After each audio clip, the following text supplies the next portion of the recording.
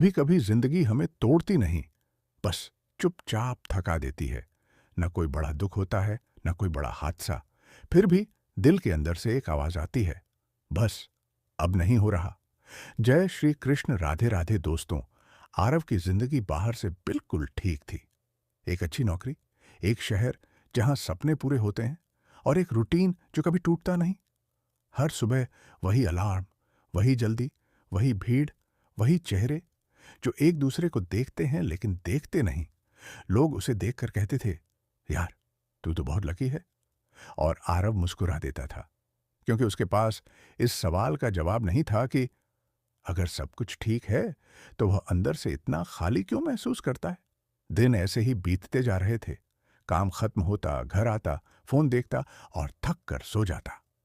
एक दिन ऑफिस से लौटते वक्त आरव ट्रैफिक में फंसा हुआ था। चारों तरफ गाड़ियां थीं, हॉर्न की आवाजें थीं और भागते हुए लोग थे। अचानक, बिना किसी वजह के, उसकी आंखों से आंसू बहने लगे। उसे खुद नहीं पता था वह क्यों रो रहा है। न कोई चोट थी, न कोई नुकसान।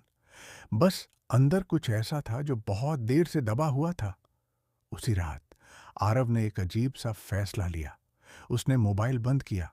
कोई कॉल नहीं, कोई मैसेज नहीं, और बिना किसी प्लान के एक ट्रेन टिकट बुक कर ली। उसे नहीं पता था वह कहाँ जा रहा है। बस इतना पता था कि उसे कुछ देर खुद से दूर जाना है। अगली सुबह वह एक छोटे से रेलवे स्टेशन पर खड़ा था। स्टेशन बहुत साधारण था।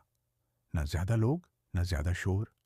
ट्रेन लेट थी, और अजीब बात यह थी कि जिंदगी में पहली बार आरव को यह बुरा नहीं लगा। वह प्लेटफॉर्म की एक बेंच पर बैठ गया, यूं ही, बिना कुछ किए। तभी उसके पास एक बूढ़ा आदमी आकर बैठा। साधारण कपड़े, सफेद बाल और आंखों में एक अजीब सी शांति। कुछ देर तक दोनों चुप रहे। फिर बूढ़े आदमी ने कहा, बहुत थके हुए लगते हो बेटा। आरव ने हल्की सी मुस्कान दी। काम ऐसा है। बूढ़ा मुस्कुराया। काम थकाता नहीं है, गलत दिशा थकाती है। ये बात सुनकर आरव ने पहली बार उसे ध्यान से देखा। उसने पूछा, आप क्या करते हैं? बूढ़ा बोला, मैं वक्त के साथ बैठता हूं। आरव को यह अजीब लगा। मतलब? बूढ़े ने कहा, लोग कहते हैं वक्त बहुत तेज भागता है। असल में वक्त नहीं भागता, हम भागते हैं। कुछ पल की चुप्पी छा गई।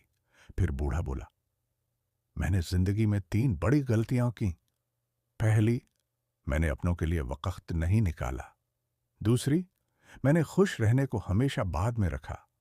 और तीसरी, मैंने सोचा एक दिन सब ठीक हो जाएगा, लेकिन वो एक दिन कभी आया ही नहीं।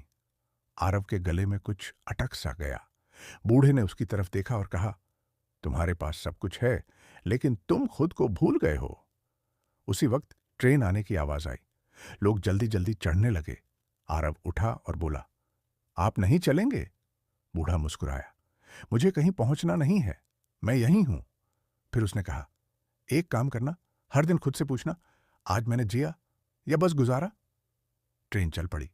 खिड़की से देखते हुए आरव के मन में अजीब सी शांति थी। वापस शहर वहीं था, ऑफिस वहीं था, लोग वहीं थे। लेकिन आरव अब अलग था। वह अब हर वक्त भागता नहीं था। लंच ब्रेक में फोन नहीं देखता था। कभी कभी बस खामोशी में बैठ जाता था। उसने नौकरी छोड़ी नहीं, उसने जिंदगी छोड़नी बंद कर दी। वह वीकेंड पर छोटे सफर करने लगा, बिना वजह, बिना दिखावे के। 1 साल बाद वह फिर उसी स्टेशन पर आया। वही बेंच, वही शांति।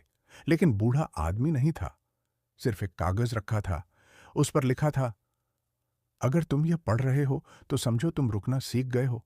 अब दूसरों को भी वक्त के साथ बैठना सिखाओ। आज आरव उस बेंच पर बैठता है, और जब कोई थका हुआ इंसान उसके पास आकर बैठता है तो वह बस इतना कहता है, काम थकाता नहीं, गलत दिशा थकाती है।